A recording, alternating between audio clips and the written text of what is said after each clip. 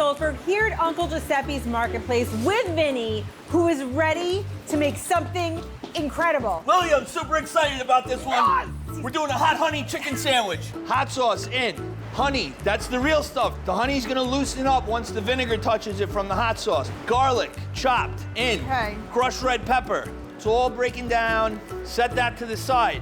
Seasoned flour, cornstarch. Why? We've done this before. It's gonna make it nice and crispy. Here goes the egg. We're gonna form a batter. Oh, that's good. Batter. Okay, take that, whisk. Chicken thigh right here. It's going in the flour. Then from the flour, Into the egg. that's right, this is gonna go in here. This is coming back here. Ready? In, over, coated.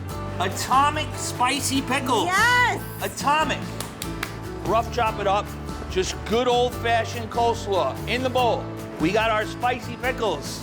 Where are we going with these? Right in there. Easy, right? Yeah. Shake that off. So we're gonna go in, easy release. Now we're gonna let that do its thing. So now what we're gonna do is we're gonna cut and dip. In, look at it, go ahead. Slaw going on top. Hot honey chicken sandwich.